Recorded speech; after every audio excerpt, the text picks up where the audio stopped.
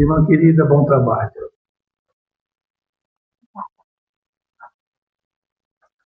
Uma boa noite a todos. Que a paz de Jesus nos envolva e esteja conosco hoje e sempre. Nessa noite eu trouxe um tema bastante interessante para compartilhar com vocês, retirado lá de Homero há 2000 anos atrás. E eu vou falar sobre o mito de Sísifo e a jornada espiritual humana. Toda a espiritualidade é sobre como lidar e conviver com o sofrimento inevitável dessa vida, extraindo dele o seu melhor elixir. Todos nós estamos aqui, como bem disse o Reginaldo, encarnados, somos espíritos nessa vida material, porque aqui é uma escola. E desde o início dos tempos, o homem tenta explicar o porquê de tantos sofrimentos no nosso dia a dia, desde lá das cavernas, onde a vida material era bastante inóspita, nós viemos caminhando. Hoje, podemos dizer que já temos, pelo menos em parte no nosso mundo, essa vida material conquistada, e nos debatemos cada vez mais com uma vida confortável, porém ainda com bastante sofrimento. E várias pessoas ao longo da história tentaram teorizar esse sofrimento, explicar com bases filosóficas, com bases científicas, religiosas, com o intuito de trazer um pouco mais de conforto para nós que aqui estamos. Nesse pensamento, os filósofos, eles foram aqueles que mais se aproximaram através do pensamento, do que seriam as várias visões da verdade no nosso mundo.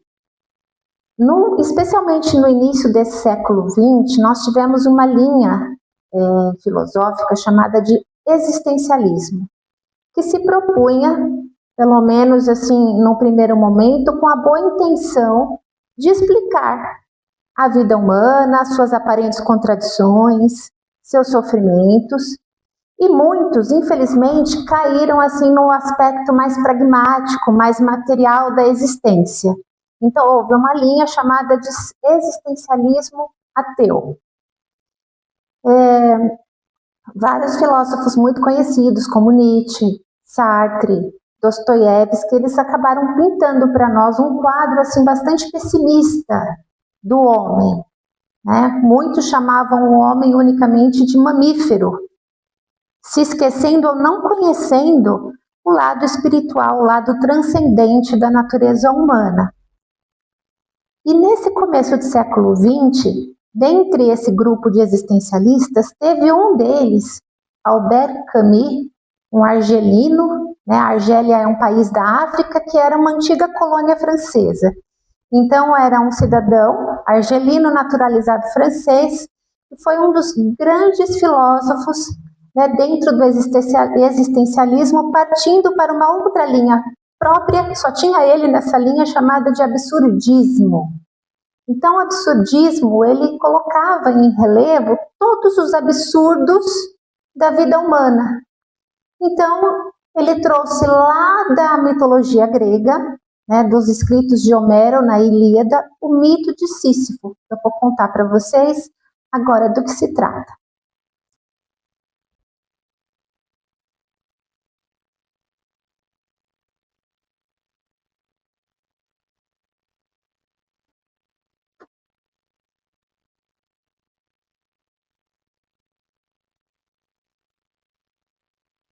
Sísifo, ele era um rei de uma cidade grega chamada Corinto. Na época do apogeu da Grécia, as cidades eram todas divididas em cidades-estado. Corinto era uma cidade comercial. Então esse rei, ao contrário dos demais que eram dedicados à democracia, como em Atenas, e como Esparta, que tinha uma tradição militar, ele era um rei comerciante e, portanto, ele era muito esperto, muito astuto.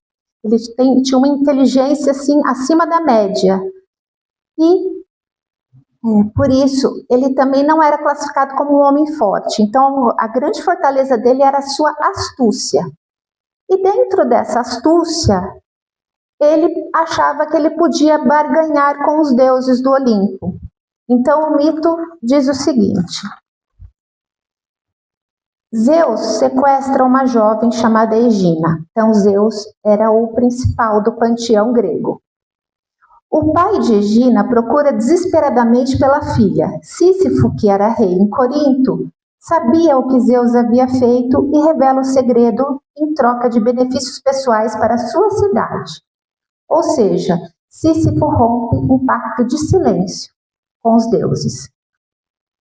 Como punição por sua arrogância e suas constantes manipulações, pois Sísifo era muito astuto, Zeus envia Thanatos para levá-lo ao mundo dos mortos.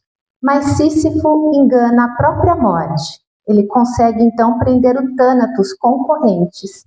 E aí o mundo conhecido enlouqueceu, porque a morte estando presa, as guerras aconteciam, as pessoas não morriam. As doenças graçavam, mas as pessoas não morriam. Então era preciso equilibrar esse estado de coisas. Então os deuses ficam furiosos e Ares, que era o deus da guerra, liberta Thanatos e conseguem finalmente levar Sísifo para o submundo. Só que antes de morrer, Sísifo, muito astuto, havia instruído a sua esposa a não realizar os rituais funerários adequados. Quando chega ao mundo dos mortos, ele reclama aos deuses: minha esposa não me honrou corretamente, eu preciso voltar à terra para resolver isso. Era mais um estratagema.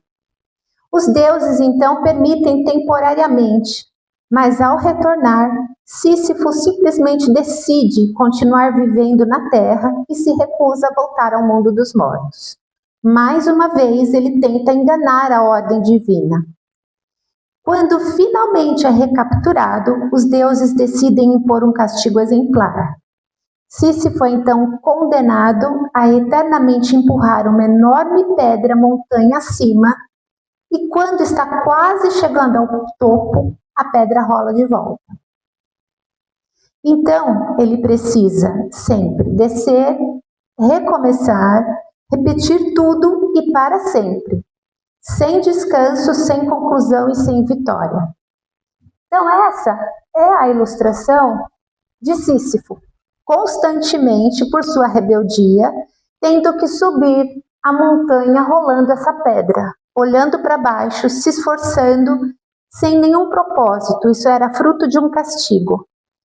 E o pior de tudo era que toda vez que ele chegava no topo dessa montanha, essa pedra rolava de volta para o começo, ele tinha que descer e recomeçar o trabalho eternamente. Por que ele foi castigado? Por sua arrogância, por sua astúcia, por sua rebeldia. Porque o mundo tinha uma ordem ditada pelos deuses e ele tentou várias vezes contornar essa ordem. E esse castigo é eterno. Lendo esse mito, eu fiz um paralelo bem aproximado do que seria o mito de Sísifo para nós.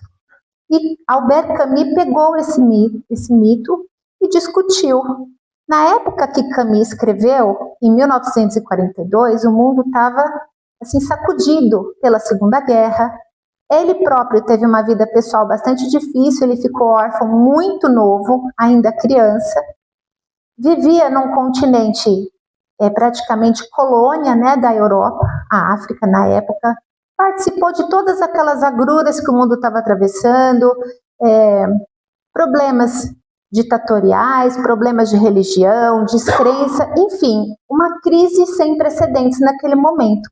Muito parecido com o momento que nós vivenciamos hoje em sociedade, né? Uma crise de costumes, uma crise de valores, uma crise, né, de sistemas, crise econômica. Então, para ele, naquele momento, esse mito, ele representava o absurdo da existência humana. Por isso, o nome do movimento, absurdismo. E seria somente um mito muito pessimista, que ele teria usado como exemplo, se ele não tivesse proposto que, apesar do absurdo da vida humana, é possível que o homem encontre ainda propósito, encontre ainda alegria de viver, possa amar, possa praticar a solidariedade e, principalmente, num ato de rebeldia, se opor a esse destino sem propósito e sem sentido. Ou seja, sem colocar o nome, né, de busca espiritual, de transcendência, ele estava dando ao mito uma nova coloração, né, uma nova roupagem, colocando um tom de otimismo. Porque, embora ele fosse existencialista e dissecasse, de fato, a experiência e o sofrimento humano, ele estava muito mais próximo de um filósofo chamado Kierkegaard, que foi contemporâneo de Kardec. E Kierkegaard, no século XIX, ele era um representante do mesmo existencialismo, porém cristão. Então, ele também discutia as agruras humanas, mas, em última análise, ele procurava Deus, né, para amparo e para justificar a busca incessante do homem, né, dentro desse sofrimento. E Kardec, ao mesmo tempo que Kierkegaard, ele buscou realmente, através das experiências com os espíritos, a transcendência, transformando então as informações que foram passadas pelos espíritos numa doutrina, num corpo de doutrina filosófica com consequências morais, que hoje nós conhecemos como espiritismo. Então o homem sempre esteve em busca, né, não só de explicações para tudo o que acontece no universo, mas também como consolo, para que a gente consiga, em paralelo com Sísifo, subir a nossa montanha pessoal, dia a dia, com propósito, né, e com sentido.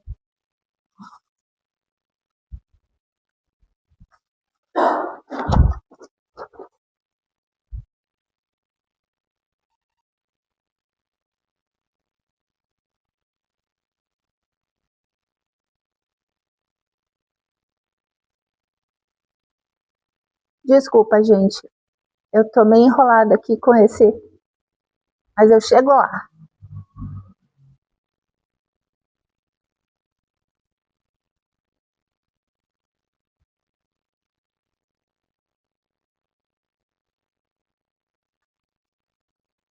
Sumiu, Reginaldo. Bom, vamos continuar.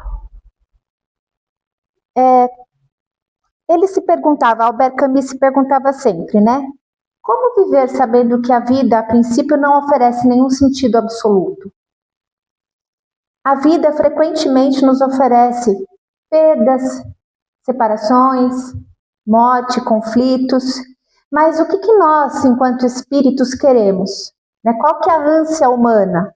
Justiça, respostas, explicações, sentido e coerência. No nosso cotidiano, a exemplo, né, dessa montanha, nós carregamos sempre os nossos ciclos de responsabilidade, nós carregamos o nosso dia a dia atarefado com filhos, com trabalho, né, com os nossos compromissos familiares. E às vezes a gente não para se perguntar, e fala, puxa, entra dia, sai dia, eu estou sempre buscando me superar, mas parece que os meus problemas me puxam pelo pé. Às vezes a impressão que dá é que as coisas elas são cíclicas, elas vão e voltam, porque a gente está num movimento e se a gente continuar subindo a nossa montanha olhando para baixo e só fazendo força, nós não vamos conseguir enxergar qual o propósito, né, dessa subida tão difícil. Então a proposta de Camus, ao final do livro, ele fala que é preciso ver Sísifo feliz. Como que isso é? Como que ele propõe essa visão de Sísifo? É buscar beleza na existência, buscar inspiração no nosso dia a dia, nos nossos laços familiares, naquilo que nós estamos fazendo aqui. Nós estamos aqui cultivando amizade, nós estamos cultivando uma convivência fraterna, para que juntos nós consigamos superar algumas dificuldades e chegar mais próximos do ideal da espiritualidade. Jesus, quando esteve aqui, ele também esteve ao nosso lado, nos ajudando a subir essa montanha. Ele nunca negou que para nós a vida aqui na Terra fosse uma vida sofrida, na própria superação, né, das nossas dificuldades. Ele esteve ao nosso lado materialmente por algum tempo, nos ensinando. Ele próprio dizia: eu sou o caminho, a verdade e a vida. Quem me segue estará junto ao Pai. Então ele dizia: olha, suba a sua montanha. Não se esqueça que eu estou ao seu lado sinalizando o caminho para você. A sua montanha vai sempre existir, a sua pedra também. Porém, eu posso te ajudar e posso garantir que existe propósito. E nesse processo de fazer Sísifo feliz, se ele parar para analisar, para ter consciência do porquê que os deuses o colocaram nesse castigo, ele vai chegar à conclusão de que a rebeldia dele foi o que motivou esse castigo, ou seja, ele está ganhando consciência sobre si próprio. A partir daí, ele encontra propósito, porque ele sabe por que está ali. Então, aquela experiência que era difícil pode chegar a ter um sentido. Então, em vez dele subir essa montanha de cabeça voltada para o chão, ele pode subir essa montanha olhando para o alto, olhando para cima, prestando um pouquinho mais de atenção no caminho, evitando que, às vezes, o que possa fazer com que a pedra role lá de cima, ao ele se manter olhando para baixo, ao olhar para frente, ele possa perceber melhor o que ele pode fazer para que essa pedra finalmente pare de rolar montanha abaixo. E essa é a chamada para nós, da filosofia espírita com consequências morais.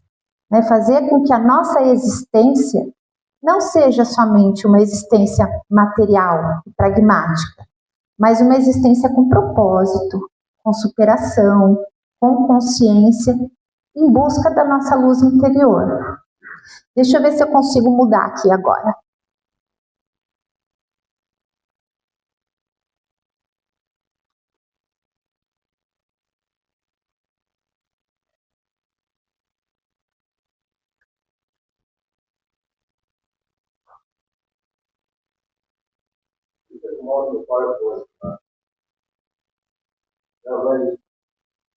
Vem me ajudar?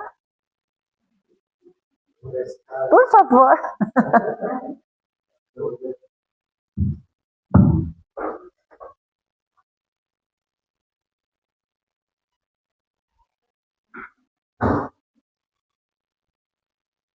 É aquela hora que você quer que o chão abre para se esconder dentro, né? Isso. Fica aqui.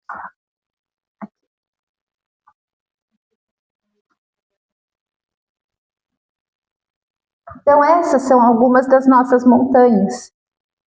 Quem poderia dizer que uma mãe não tem um propósito? A maternidade, para nós, ela dura 20 anos, 30 anos. Então, os dias passam vagarosamente, eles são muito trabalhosos, cansativos. Uma profissional no seu trabalho, hoje em dia isso é muito comum, as equipes são cada vez menores, o trabalho cada vez maior. Em quantos momentos a gente não se desespera no meio de tantas coisas para serem resolvidas? O mundo não para nos esperar. O nosso cansaço, às vezes as nossas questões pessoais acabam interferindo no nosso trabalho, no nosso dia a dia. Não é sempre que a nossa saúde também ela está num nível que nos favoreça o otimismo, nos favoreça o ânimo. Então, são essas montanhas que nós carregamos diariamente, e todos, desde o mais humilde, do mais pobre, até o mais bem-sucedido, aquela pessoa que aparentemente não tem problemas materiais. Mas questões espirituais, questões emocionais, familiares, todos nós temos. Basta saber que quando estamos encarnados neste plano aqui, alguma lição muito individual, muito particular, nós viemos desenvolver. Porque se não fosse assim, nós aqui já não estaríamos. Nós sabemos pelos ensinamentos espirituais que nós vamos passando pelas várias moradas da casa do Pai. Nós vamos transmigrando, né? Então, enquanto aqui estivermos, temos as nossas lições, a nossa consciência a desenvolver, e cada um na sua questão, né? Como diz aí a gíria, cada um no seu quadrado.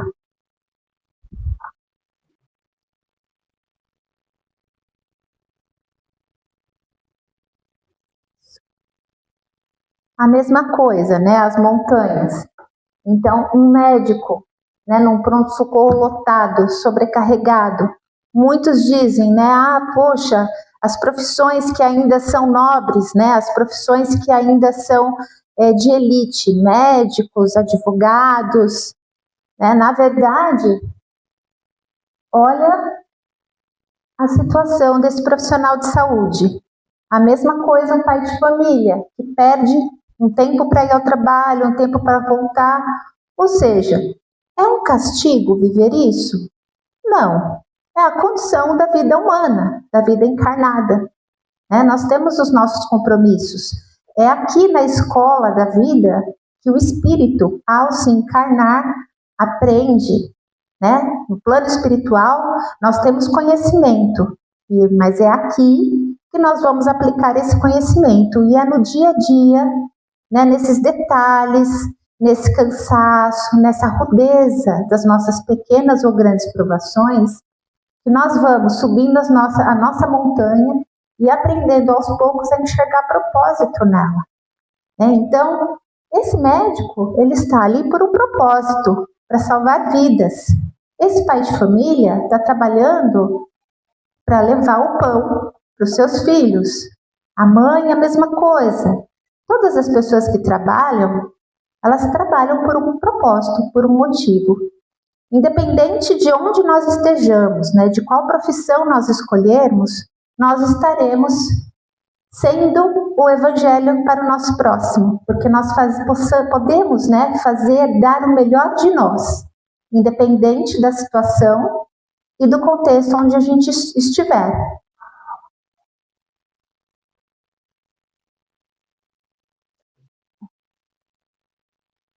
E, para concluir, né, quando Sísifo percebe, né, que ele pode ser feliz nessa jornada, mesmo continuando a empurrar a sua pedra particular, ele sabe que agora o que o move não é mais o castigo, é a esperança, né, de que ele, ao aprender, né, ao lidar com o seu homem velho, com o que a astúcia representava para ele tem a esperança, né, de superar isso, e olhando para o alto, ele vê que tem alguém o esperando.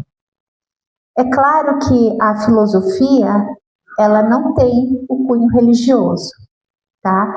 Esse foi, assim, o ensinamento da forma como eu enxerguei esse mito de Sísifo, colocar um ensinamento filosófico existencialista, mais pragmático, no contexto da doutrina. Por quê?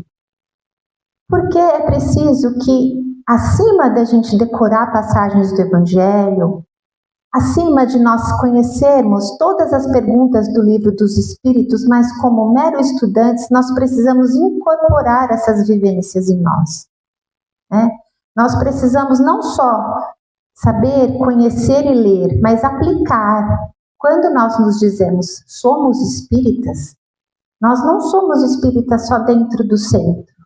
Né?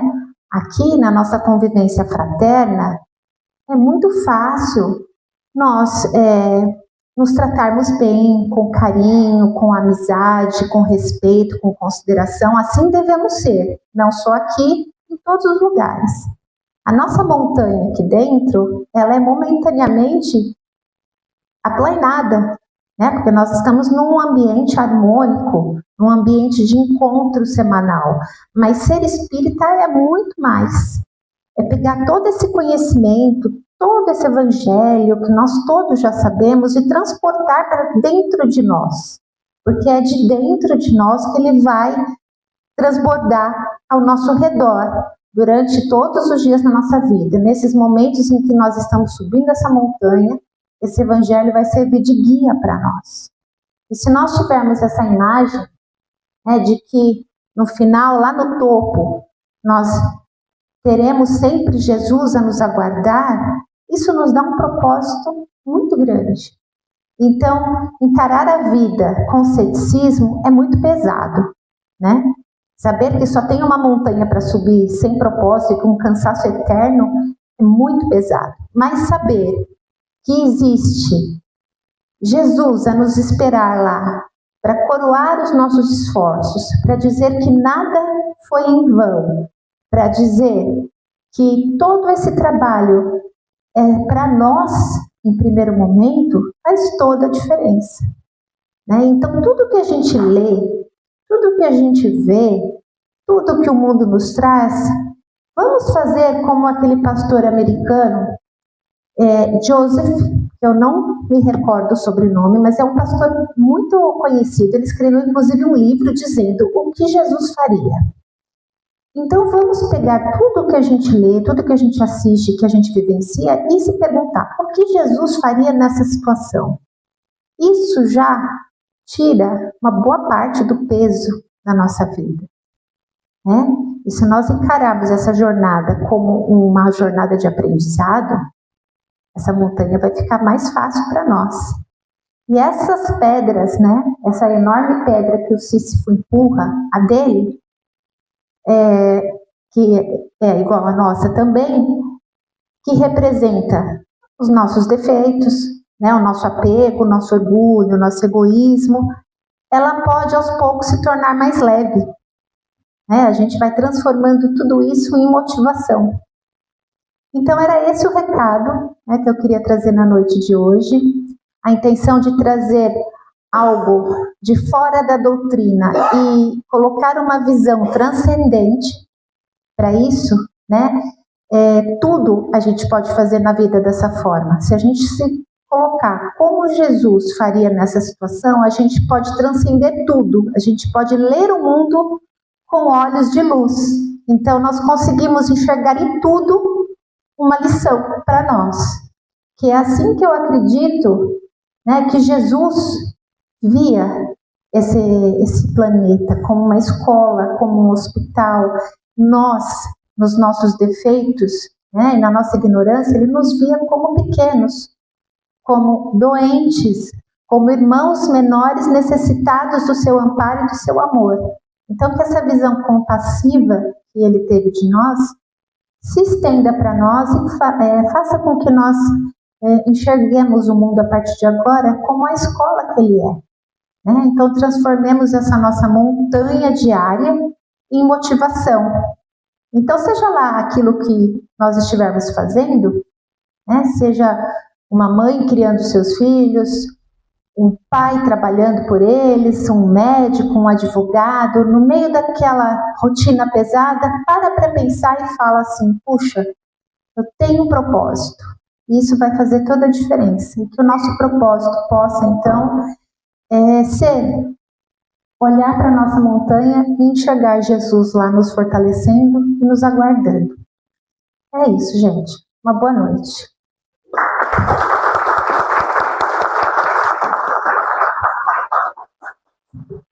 Já. Tão bom. Vamos abrir aí para perguntas. Vamos aproveitar. Pode ser. Não, Luciana. Não é? Tão bom, Gabriela. Fica tão bem, né? Parece. Estava vendo a pergunta. Coloca de novo. Não, pode colocar. Estava vendo ali a pedra de Jesus lá no alto. Eu lembrei daquela frase dele, né? O jugo é leve, o fardo é suave. Então, quando a gente tem fé verdadeira e se esforça para vivenciar, né, para praticar, confia em Jesus, o fardo, né? O fardo do dia a dia, a dificuldade fica mais leve, não fica? Pode ter certeza disso. Quem põe em prática, quando a gente põe em prática naquele momento, estuda, lê, se volta para uma vibração melhor, praticam bem, vivenciando os ensinamentos de Jesus, né? Aquela dificuldade, aquele problema que a gente está passando, né? Dá uma acalmada, ele continua lá, né? Mas dá uma amenizada, né? Então veja aquela pedra, né? Você, vendo Jesus, você consegue, nossa, que maravilhoso, eu vou empurrar essa pedra, eu vou empurrar, vou ter força. E a gente consegue, né? Então, vou conseguir, vou superar essa dificuldade. Seja lá qual for, né? Uma doença, um problema sentimental e tal, e chega de falando. Pergunta, já vamos aproveitar essa menina de conhecimento. Né? Quem quer fazer alguma pergunta para ela, quem tem alguma dúvida, tirar dúvidas, dúvida a gente tem. Né? Aproveita, gente, porque assim, quando a gente monta uma palestra, a gente tem um roteiro, né? Chega aqui, eu não sei se é a espiritualidade que acaba mudando as coisas, porque eles querem que a gente se enfoque em algumas outros pontos, que algumas coisas a gente deixa para lá e acaba esquecendo. Então, se alguém fizer alguma pergunta daquilo que pode complementar o que talvez tenha ficado para trás, ajuda todo mundo. Luciana, a gente está passando um momento, né, tão difícil, né? Está até conversando ali com o amigo Puma, né? E a gente está comentando, a gente passa realmente um momento difícil. A gente, ao mesmo tempo, melhorou muitas coisas, né? Tecnologia, até a gente sabe, mas outras coisas ficaram muito difíceis. E eu estava ouvindo psicólogo, falando, né, que o nosso país é um país mais ansioso. Isso é verdade mesmo? O que você acha disso? Ansiedade, e qual o motivo disso? Minha primeira pergunta. Tá bom. É sabido já que as doenças mentais são a primeira causa de adoecimento, não só no Brasil, mas no mundo. Já ultrapassou o diabetes e as doenças cardiovasculares. No Brasil, essa é uma realidade muito presente, subnotificada ainda. O que quer dizer? Que existem muitos mais casos do que os números oficiais contam, e esses números oficiais já são altos. Tá? Então, as pessoas realmente, nós estamos numa crise, né? Como eu comentei, na época de Camus, na época da Segunda Guerra Mundial, o mundo estava atravessando por uma crise dessas. E hoje nós estamos também em uma crise de um outro caráter, né? Nós temos uma tecnologia diferenciada, muito maior facilidade de comunicação, de penetrabilidade dessa comunicação, e talvez até por isso, por esse excesso de informações, todos nós estejamos aí numa narrativa de opiniões, de situações, né, onde todo mundo fala sobre tudo, fica muito difícil encontrar de fato o que é a verdade, né, em tudo que se fala. A vida está muito complicada, o custo de vida está muito alto, a insegurança do trabalho, a insegurança com relação à própria questão da segurança pública também está muito alta, então nós vivemos com medo crônico, né? Então, só por isso já seria o suficiente para explicar o estado de ansiedade e de depressão das pessoas, né? São causas materiais.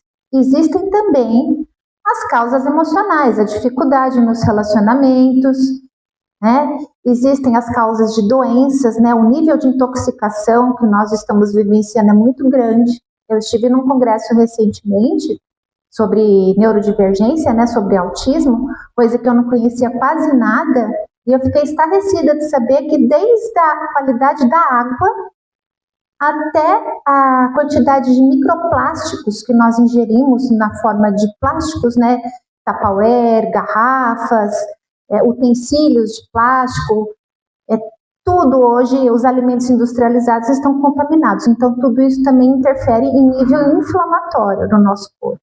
Isso causa também vários problemas. Talvez seja uma somatória de coisas. Pois não, seu Carlos? Eu tenho visto algumas pessoas comentário, né? O grande problema é esse distanciamento, né, do povo, da população, em função do afastamento da sociedade. E a gente tem a impressão que parece que, de alguns anos, para cá, não sei quantos anos, parece que as pessoas têm se distanciado. Poucas pessoas, né, motivando que as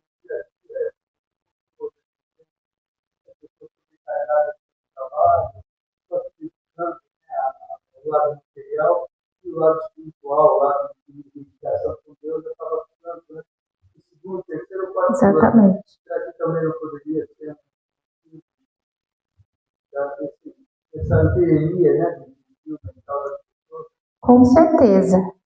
Aonde falta Deus, né, onde falta espiritualidade, no sentido assim da religação, né, com os nossos valores morais, com a presença de Deus na nossa vida, isso também é um grande fator.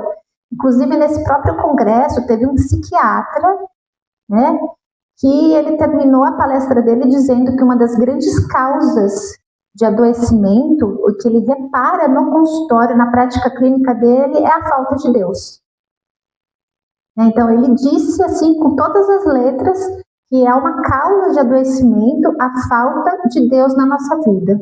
Seja como espírita, como católico, como evangélico, né, como budista, de qualquer forma que você deseje se religar com a sua essência, com Deus, o que falta é isso. Então, quando as pessoas não têm um norte, né, não têm dentro de si referenciais de comportamento, de valores, as pessoas elas acabam fazendo o que querem.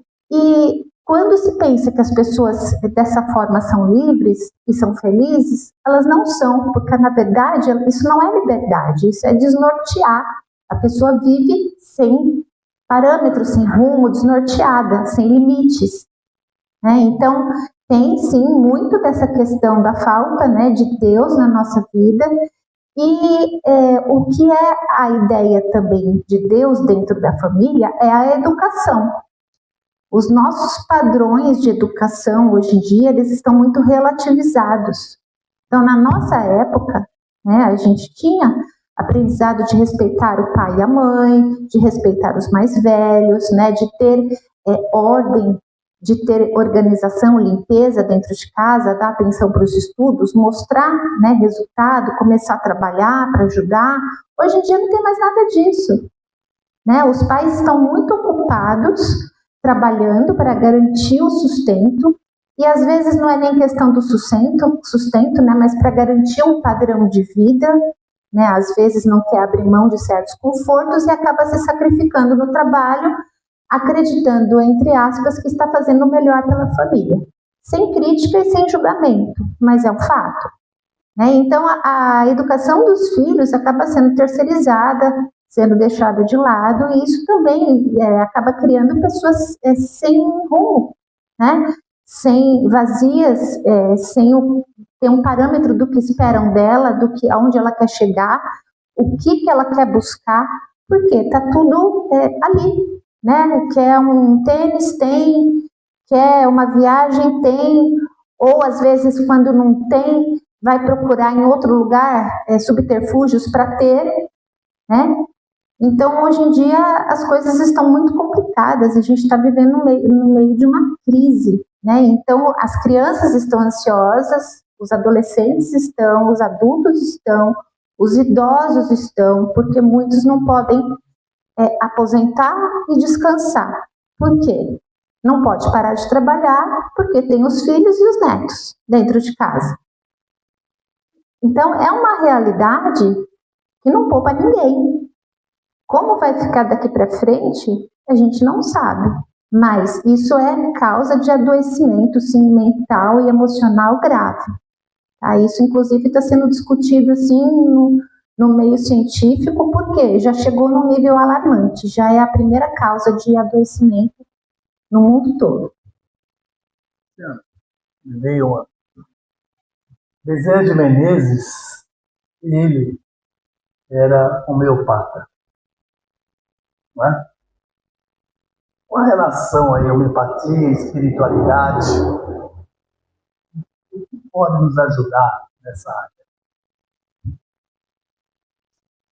Bom, eu fui estudar homeopatia, na verdade, há uns 20 anos atrás. Eu já era espírita e eu já via assim a similaridade de uma teoria com a doutrina, uma teoria de saúde com a doutrina, porque basicamente a homeopatia trabalha na energia, né, no nível energético sutil do corpo humano, nada mais do que no perispírito.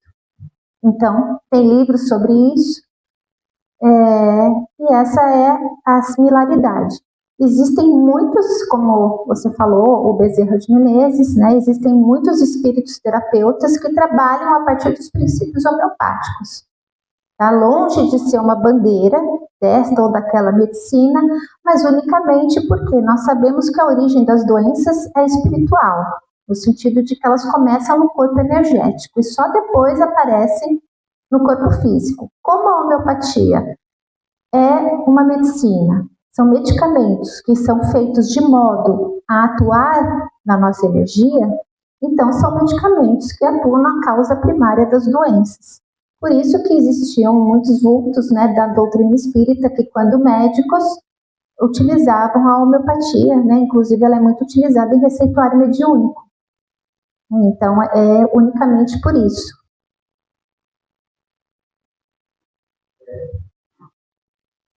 Com essa diversidade de autismo, saúde, vários graus, várias situações, você acha que tem alguma correlação com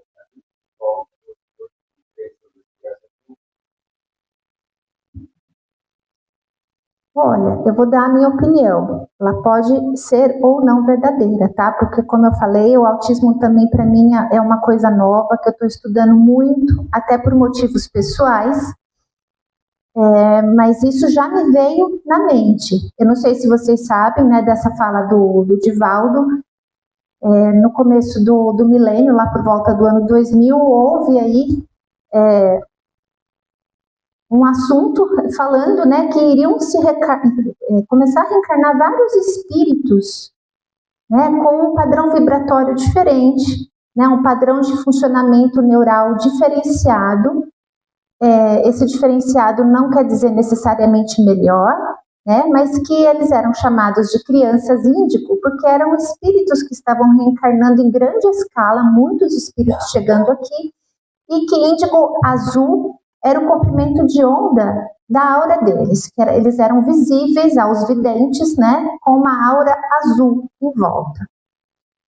Então, hoje em dia, por conta, né, dessa avalanche de diagnósticos de autismo, né, que existem várias opiniões sobre isso, mas o que eu aprendi é que esses diagnósticos, de fato, eles são corretos e relevantes, na grande maioria dos casos, que na doutrina espírita nós podemos correlacionar a essa fala do Divaldo, né, falando que são espíritos que estão num estágio diferente, que estão reencarnando aqui.